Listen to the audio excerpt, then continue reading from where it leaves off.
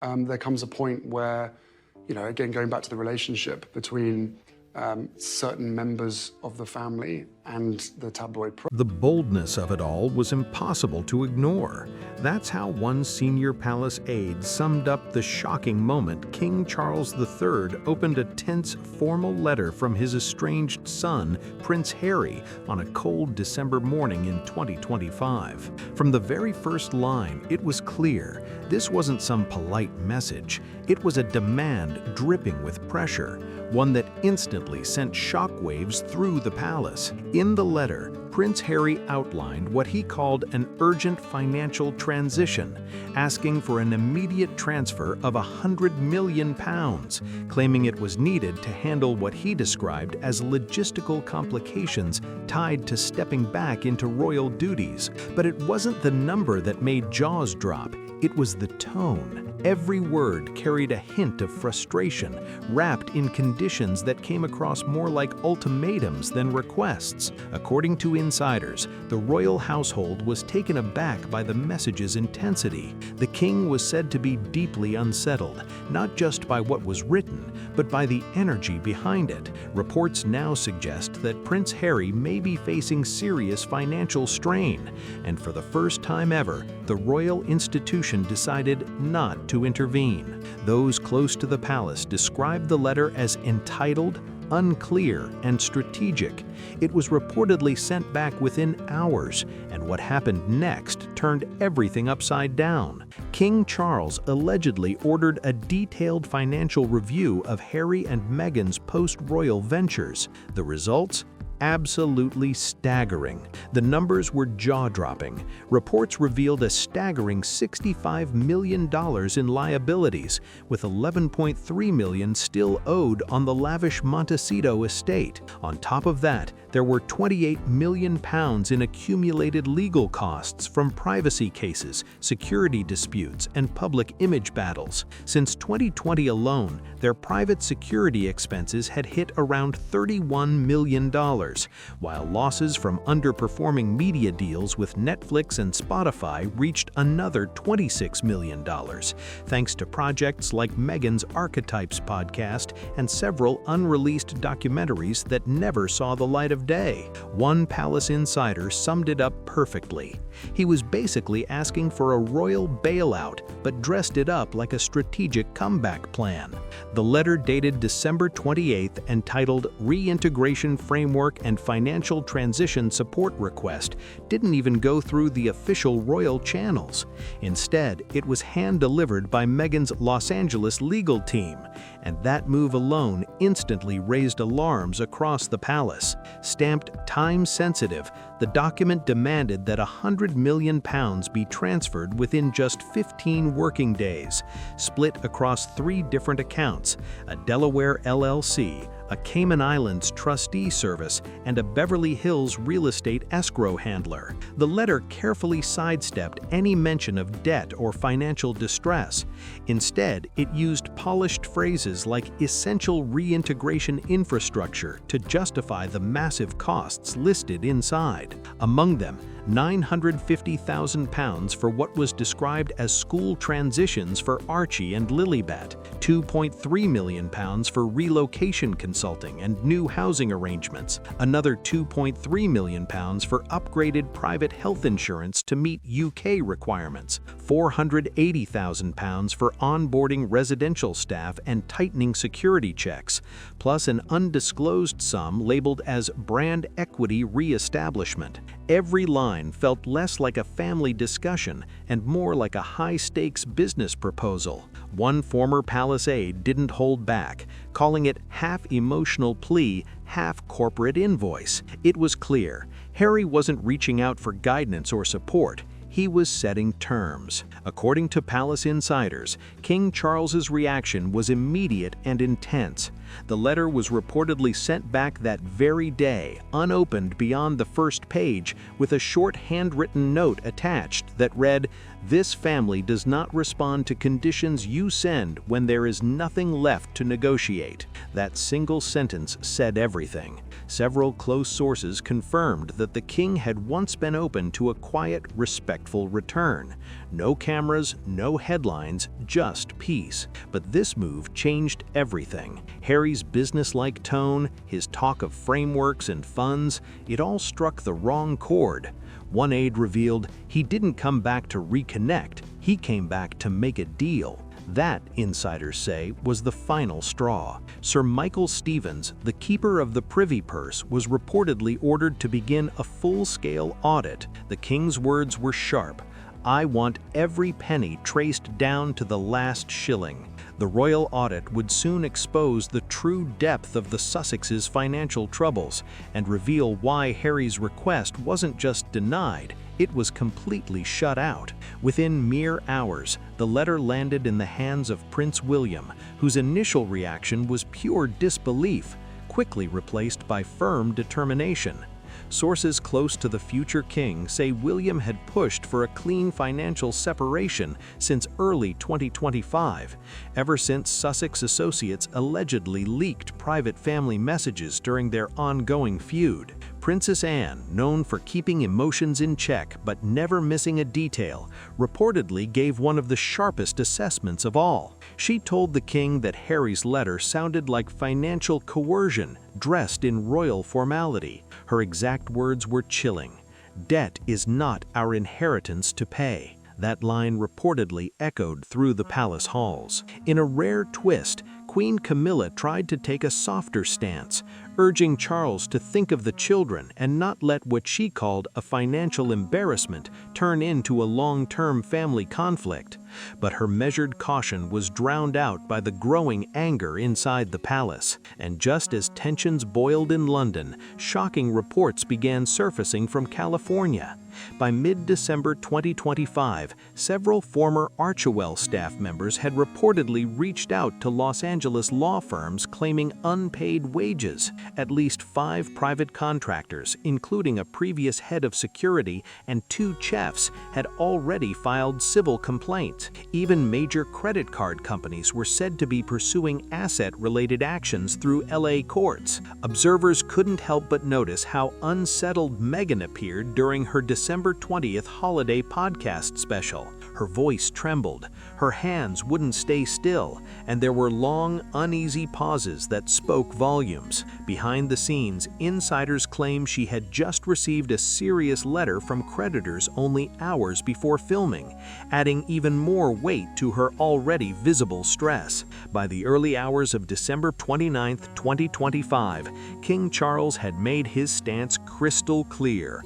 A complete financial audit of Prince Harry and Meghan Markle's post-royal finances was to begin immediately. The order, led by Sir Michael Stevens, marked one of the most assertive financial investigations in modern royal history. What followed over the next 72 hours was nothing short of explosive. The audit uncovered figures that left everyone speechless. Behind closed doors on January 2, 2026, the findings were presented, and they were far worse than anyone expected. Total liabilities were estimated at $150 million, a massive gap from the $100 million Harry had mentioned in his letter. But it wasn't just about overspending or failed ventures.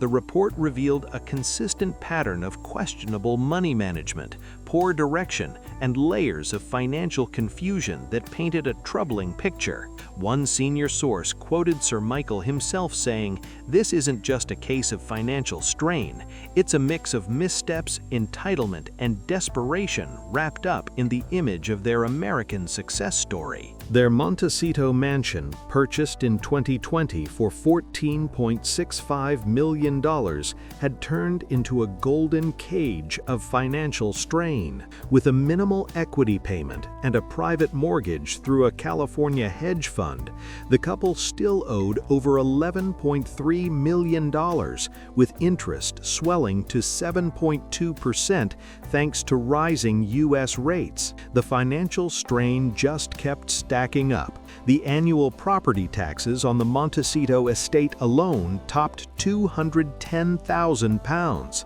while upkeep, landscaping, and private security drained another £800,000 every single year. If the couple ever tried to sell, hidden clauses in their loan could trigger immediate full repayment within just 90 days, a financial nightmare waiting to happen.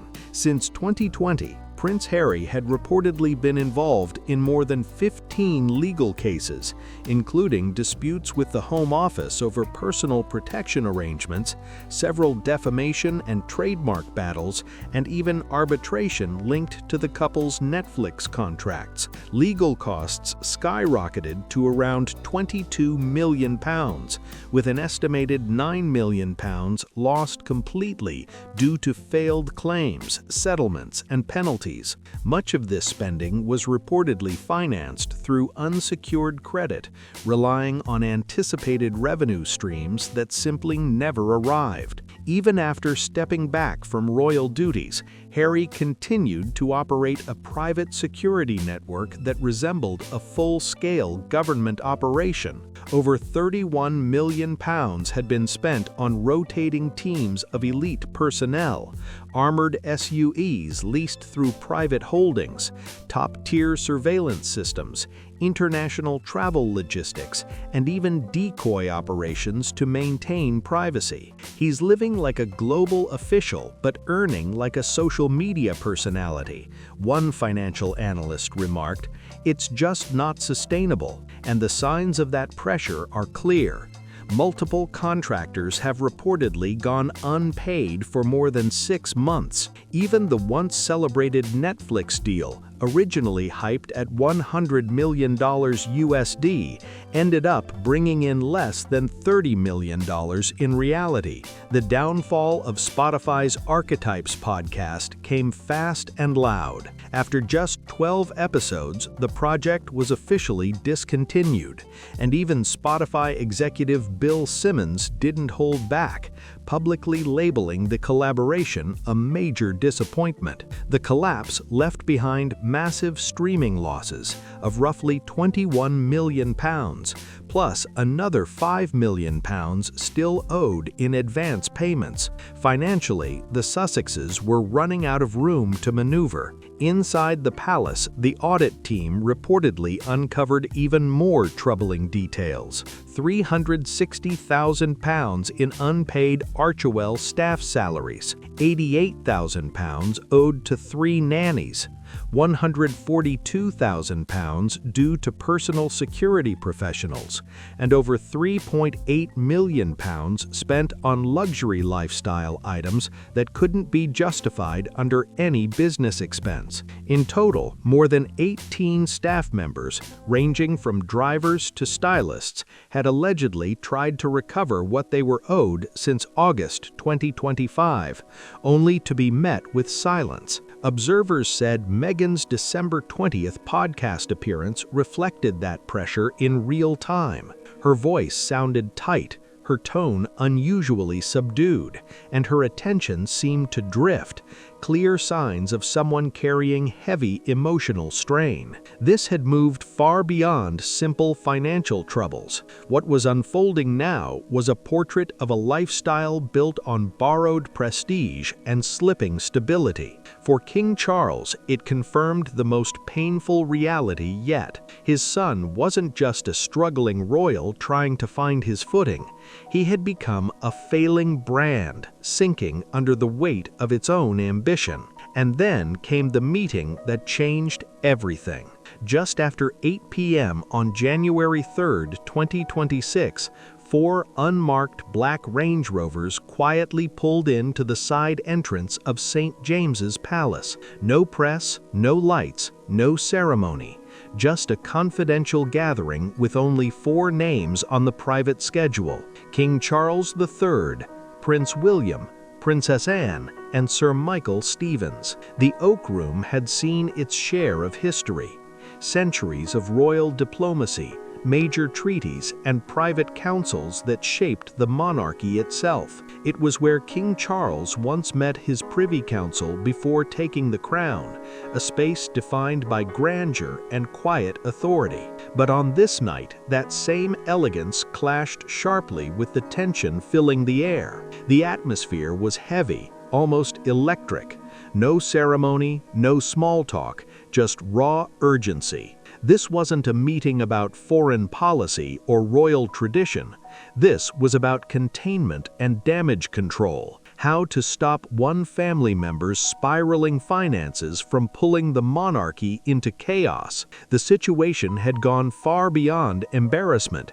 It had become a genuine institutional concern. "This is no longer a family issue," declared Sir Michael Stevens, his voice calm but carrying an unmistakable edge. Every word hit like a hammer. With that, he pushed forward a thick black dossier across the polished oak surface. Stamped boldly on the cover were the words, "The Sussex Financial Liability Assessment." Inside, 174 pages of evidence, numbers, and confidential analysis, detailing years of spending, failed ventures, and deepening liabilities. The report broke it all down.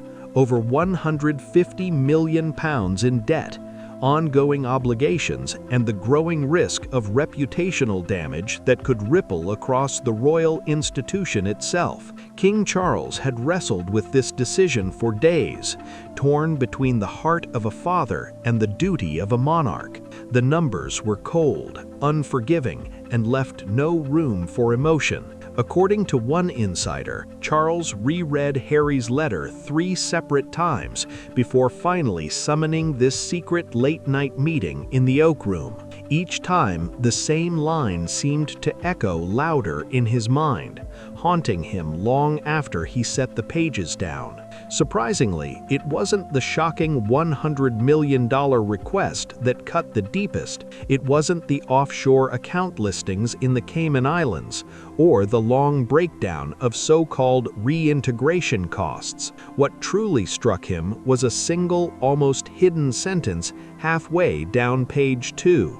The effectiveness of this reintegration will depend on timely financial accommodations being secured. Those words hit Charles like a slap, clinical, distant, and stripped of any trace of warmth. According to one insider, Charles muttered to himself in disbelief, "He speaks like a contractor, not a son." That single phrase, so blunt and transactional, was the moment his patience cracked. The fatherly understanding he had held on to for years evaporated in an instant. Taking a long, steady breath, Charles looked across the table and gave Sir Michael Stevens the quiet, unmistakable signal to begin. "Proceed." Sir Michael opened his binder and launched into a detailed presentation, his tone precise and restrained. He outlined the financial threats, tracing columns of numbers, case notes, and potential risks. His findings painted a stark picture.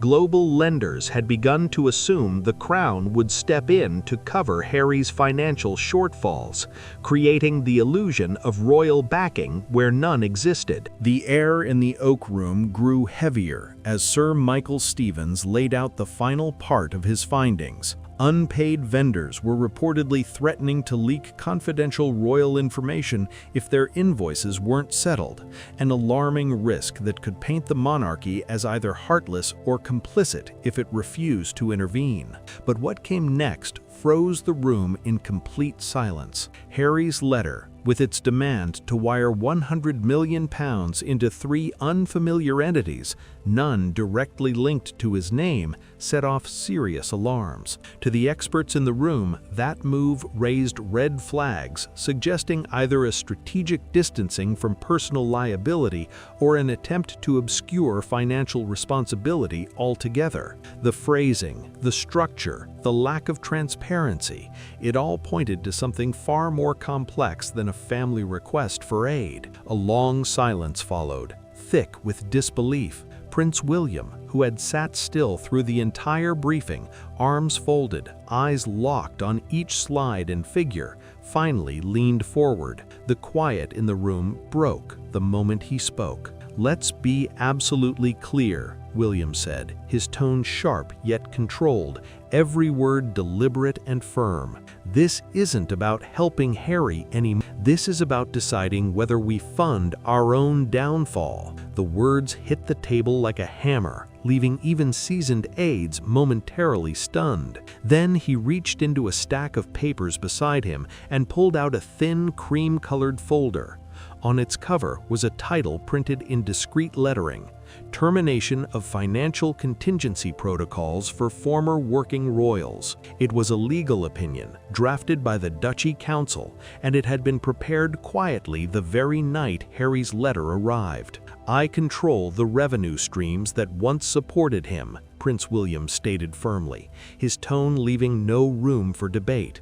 "And I will not approve a single pound to maintain a lifestyle built entirely on resentment." His words carried the weight of both authority and exhaustion, echoing off the oak-paneled walls of the room. He began listing the past moments when compassion had been extended and then seemingly turned into public spectacle. The Oprah interview in March 2021, just days after what was meant to be a private reconciliation dinner. The Netflix documentary in 2022 dropped right after King Charles had offered a Christmas truce. And then came Spare, the 2023 memoir that shattered confidences, despite what insiders said had been an agreement to keep peace. "Every time we expend grace," William continued, his voice tightening, "it's packaged and sold.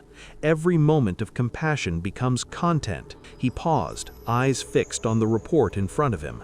Then, with a tone that struck like a final blow, he added, "He hasn't just burned the bridges, he set up toll booths on the ashes." The room fell utterly silent. Princess Anne, known for her unwavering discipline and unshakable sense of duty, was the next to speak. Her words were sharp, free of emotion, but impossible to ignore. "He's not asking for help," she said calmly, flipping through the dossier with a measured hand. "He's setting conditions.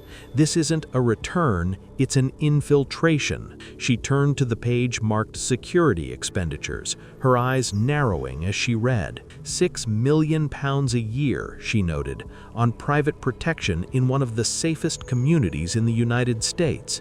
The justification? Fear. "And now," she added, her voice steady but cutting, "we're asking you to finance that fear, to legitimize it. If one man insists on drilling holes in the ship's hull," Princess Anne concluded coldly, "you don't hand him the tools, you take them away before the whole vessel goes under." The words hit like a verdict, final and unforgiving. Only one voice within the royal circle had ever argued for a softer response: Queen Camila. Though absent from the late-night meeting, she had privately shared her concerns with King Charles the evening before. "Not for Harry," she whispered, "but for Archie and Lilibet. They're still part of this family. He's cornered, and we should at least listen." Her tone wasn't pleading, it was strategic, careful, and rooted in maternal intuition. Yet even her caution carried political undertones. Camilla understood the palace dynamics better than anyone. As disruptive as Harry's presence had become, it still served a subtle purpose: balancing the ever-expanding authority of Prince William within the institution. Harry's inconvenient unpredictability was inconvenient, yes, but in her eyes it was also a necessary counterweight. Still, when midnight came, King Charles sat motionless, his face set in quiet resolve. The decision had been made, and this time there would be no reversal. The consensus was absolute. No bailout, no conditional return, no negotiations. What followed would later be whispered through palace corridors under a discreet internal code name, the Windsor Cutoff. There would be no public announcements, no press statements, no official condemnation. The monarchy would not lash out. It would simply withdraw. By January 4, 2026, the internal royal directive known as the St. James Protocol was officially signed, sealed, and enacted. It was drafted under the careful supervision of Sir Michael Stevens, formally endorsed by King Charles III and Prince William, and witnessed by Princess Anne herself. There were no dramatic speeches, no emotions on display. Just quiet precision and institutional resolve. The document was short, sharp, and decisive. 3 clauses designed to end years of financial entanglement in one calculated move. It was, as one insider described it, a surgical cut. Clause 1 was both simple and devastating. Effective immediately, no financial support, direct, indirect, conditional, or even implied, would be extended to the Duke of Sussex or anyone representing him.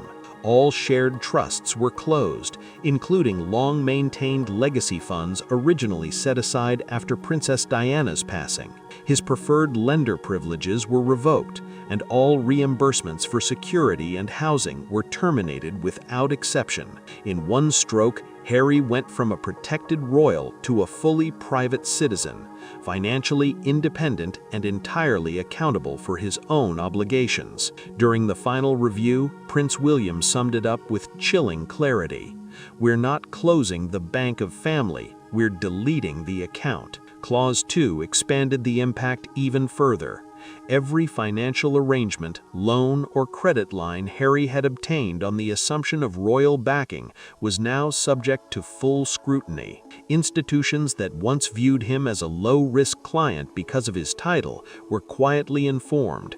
Those guarantees no longer existed. Within hours of the St. James Protocol being signed, a wave of formal letters went out to major financial institutions, Barclays Private Bank, J.P. Morgan Chase, Bank of America Wealth Management, and several others. Each carried a single, decisive statement. The Crown provides no guarantees for the Duke of Sussex, effective immediately. That one sentence changed everything. Overnight, financial institutions reclassified his accounts. Credit ratings were downgraded.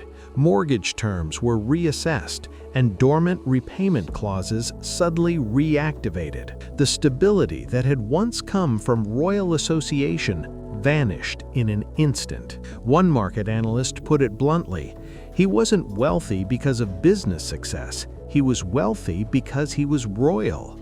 Now, he's just a man with a famous name and a mountain of bills. The shift was swift and merciless. Then came Clause 3, a move as precise as it was final. All internal royal communications related to the Duke's finances were formally blocked. Any letters, emails, or requests directed toward the palace would now be automatically rerouted to external legal counsel. Gone were the days when a personal note could reach Clarence House, Buckingham Palace, or the Duchy of Cornwall. From that moment forward, any attempt at personal appeal would receive only a standardized legal response. It wasn't just the money that was gone, it was the connection. One longtime palace aide summed it up quietly. He didn't only lose financial support, he lost the right to ask. Meanwhile, across the Atlantic, January 5th dawned in California like any ordinary morning, but behind the calm sunshine, everything was unraveling. At 9:22 a.m. Pacific Time, Harry's business manager made what should have been a routine inquiry to a senior account officer at KTZ London, unaware that the entire financial landscape had already shifted beneath their feet. The first sign that everything had truly shifted came early that morning. When Harry's business manager reached out to KTZ London, the response was brief and ice-cold. "Kurt, we no longer have a working relationship under royal terms. Please be advised." By 11:03 a.m., another assistant tried to confirm a simple mortgage extension with Montecito lenders. The reply arrived just minutes later. "Your file is currently under review due to changes in guarantor status." That phrase, "changes in guarantor status," was all it took to make clear that the financial bridge between Harry and the monarchy had officially collapsed. Then, at 2:17 p.m., in what insiders described as a moment of habit rather than hope, Harry personally dialed a number he'd known since childhood: Clarence House. 1 ring, 2 rings.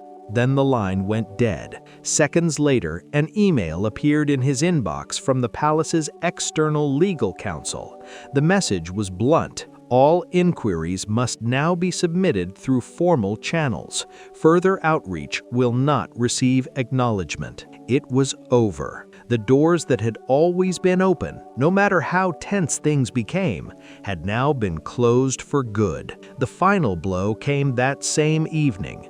A legal notice arrived from the palace's attorneys marked "Official Correspondence, Denial of Financial Support and Reimbursement Request." The email contained 2 clear points. First, official confirmation that his $100 million request had been rejected in full. Second, an invoice totaling $3.6 million, covering unpaid costs tied to Frogmore Cottage renovations, outstanding security expenses, and staff deployments associated with the couple's former royal offices. According to one source close to the household, Harry read the notice in silence before stepping outside onto the Montecito terrace. For more than an hour, he reportedly sat motionless under the California sky, quiet, still, and finally realizing the full weight of what had just happened. By January 6, 2026, the silence inside the Sussex household spoke louder than any official statement ever could. There were no press releases, no polished Instagram photos, no podcast uploads,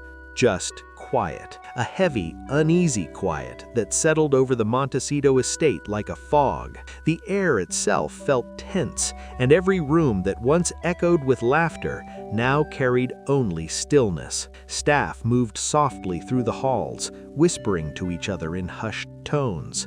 Even the family dogs seemed restless, pacing without reason, reacting to the energy hanging in the air. Outside, the gardens, once alive with light and conversation, felt eerily calm, as if the whole property was holding its breath. This wasn't just a pause, it felt like the walls themselves were bracing for impact. Behind those gates, the fallout from the St. James Protocol was quietly dismantling everything that had once connected them to royal life. Meanwhile, across the ocean in London, the atmosphere was anything but calm. Within the palace, procedures were being reinforced with almost military precision. The informal ties that once allowed family leniency were gone, replaced by unbreakable boundaries and new layers of formality that even the most senior aides approached with caution. Insiders described the palace as being locked down emotionally and administratively. There were no leaks, no hesitation, just an institutional determination to protect the crown at all costs. Amid all the control and cold efficiency, Queen Camila was reportedly the only senior royal still making a case for empathy. She was said to be deeply troubled, visibly torn between her sense of compassion and the harsh demands of palace politics. One insider put it best: she wasn't defending rebellion, she was defending the memory of family. Queen Camila moved through the halls of Clarence House with the composure of someone fighting 2 battles at once, one of duty and one of emotion. Every step, every word she prepared felt like part of a quiet internal war. She was, in her own way, a strategist laying siege to her own heart. During a private meeting with King Charles on January 6th, she made one last attempt to soften his stance. Her voice was calm, deliberate, but carried that unmistakable edge of maternal concern. "Not for the adults," she urged softly, "but for the children. There's still Windsor blood in them." Her words were simple yet heavy, mixing compassion with political precision. Archie and Lilibet shouldn't bear the burden of this exile. But by then, Charles was unmovable. Hardened by a week of tense briefings and the firm counsel of Prince William, Princess Anne, and Sir Michael Stevens, he had built emotional walls of steel. His reply was quiet, but final. The window for reconciliation had closed completely. The decision carried both a symbolic and financial finality that would resonate far beyond palace walls. Camilla's worries, though empathy-wrapped, were also rooted in strategy. Some palace insiders whispered that her stance wasn't just emotional, it was tactical. She may have seen Harry's possible re-entry as a way to balance William's expanding institutional control, a subtle way to preserve influence over the evolving royal structure. But Charles had already turned conviction into policy. His stance had solidified into something close to doctrine. The monarchy cannot reward disloyalty with rescue. According to several insiders, Meghan's reaction was a mix of panic, strategy, and quiet determination. When she learned about the St. James Protocol being activated and the palace's demand for repayment, she reportedly moved fast, reaching out to multiple legal teams to explore her remaining options. Among them was a rare and complex legal angle tied to her former royal role that she hoped could provide temporary protection from the growing financial pressure. At the same time, Meghan began reconnecting with her old Netflix contacts, reportedly hoping to fast-track a new documentary project built around a redemption narrative. There were also quiet feelers sent out to at least 2 major UK journalists about doing an exclusive truth interview, though neither outlet is said to have moved forward. Those close to her described the atmosphere as tense but driven. The mix of legal moves and media planning pointed to a woman fighting to regain control, part resilience, part frustration, and yes, a lingering belief that she could still shape the story on her own terms. But the most striking moment didn't happen behind closed doors or in a legal meeting. It happened in public. On January 7th, Meghan appeared at a charity live stream gala, her first appearance since the royal cutoff. Viewers immediately noticed something different. Her hands trembled slightly, her normally polished delivery felt hesitant, and there were long pauses between her sentences, as if she was weighing every word in real time. During the charity live stream, Meghan spoke about themes of responsibility and personal struggle, but something in her delivery felt off. Her tone was careful, her pacing uneven, like someone trying to stay composed while the ground shifted beneath her. Viewers noticed it immediately. Her words sounded practiced, even restrained, as though she were reading lines from a screen that wasn't quite working. Online discussions exploded within minutes. Some observers commented that she seemed like someone reading from a blank teleprompter, while others said she appeared torn between performance and genuine distress. The contrast between her composed appearance and the emotion behind her eyes sparked endless speculation. Then came the reports that deepened the intrigue. Just hours before the event, a Montecito process server had allegedly tried to deliver notice of a creditor lawsuit tied to unpaid design work for a brand campaign connected to Archwell. It was said to be the latest in a growing series of financial complications surrounding their business ventures. Meanwhile, Prince Harry, once seen as the bold and outspoken royal breaking traditions, was now reportedly facing the day-to-day pressures of American financial disputes, late payments, growing interest rates, and the slow grind of legal bureaucracy. By January 8th, things took another turn. 3 major U.S. lenders had quietly reclassified his credit risk level, signaling increasing concern over repayment reliability.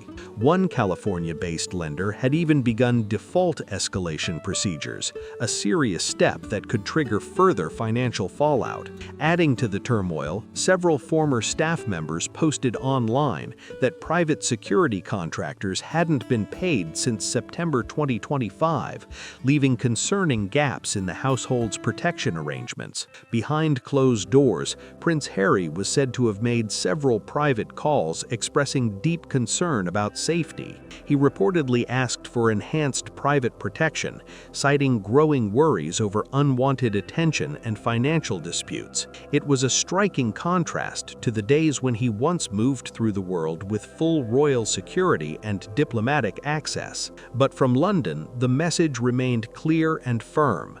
King Charles was sympathetic yet resolute. If Harry chooses private life, he must fund private protection on private terms. The British government soon confirmed the same position. There would be no reinstatement of metropolitan police protection for the Sussex family during visits to the United Kingdom. Inside Clarence House, a quiet high-level meeting took place as the reality of the situation settled in. Prince William, now deeply involved in the Crown's operational decisions, addressed a small circle of senior advisors. His tone was calm, but the weight behind his words was unmistakable. This is no longer a family disagreement, it's an institutional threat. The room fell silent. William went on to explain that reversing the St. James Protocol would set a dangerous precedent, one where emotional appeals could be used to undermine royal governance. Such a shift, he warned, could open the door for manipulation, influence, or even financial exploitation within the institution itself. He stressed that at this stage, the discussion was not about emotion or reconciliation, it was about precedent and policy. Protecting the integrity of the monarchy now outweighed any personal sentiment, and then came the line that made several advisors exchange uneasy glances. William said quietly but firmly, "If we bend once, we'll break forever." The words hung in the air like a verdict, final, cold, and unforgettable. "Every act of kindness becomes a headline in the next memoir," Prince William remarked sharply. His final decision was direct, methodical, and absolute. No funding, no access, no royal platform. If King Charles showed restrained anger, William displayed precision. Princess Anne, as always, remained calm as ice, clear, unwavering, and loyal only to duty. On January 9th, Anne reportedly sent a private memo to Charles that later circulated among senior aides. It was short but devastating in tone. "The monarchy cannot run on emotion. We are not in the business of sentimental investments. Harry returns not with humility, but with invoices. This is not reconciliation. It is negotiation disguised as nostalgia. I will not fund disloyalty reborn under another name." That single paragraph summed up the palace's stance better than any speech could. Alongside it came her quiet orders to every charitable and military organization under her patronage. No Sussex involvement, no Sussex endorsements, and no Sussex appearances until further notice. It was a silent erasure, polite, professional, and final. Meanwhile, the public had no idea how deep the crisis really ran. The palace had released no statements, and no major outlets had yet broken the story, but whispers were spreading through insider leaks, back-channel journalists, and carefully worded hints in financial pages.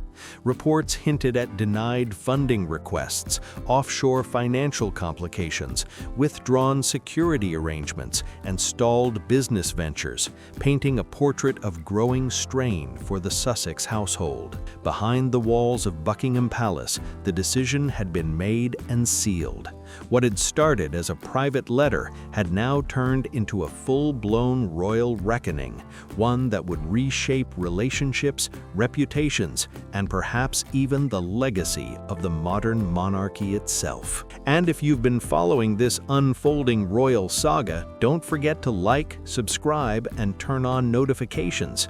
There's still more to come as the next chapter of this royal drama takes shape. Stay tuned because the story is far from over.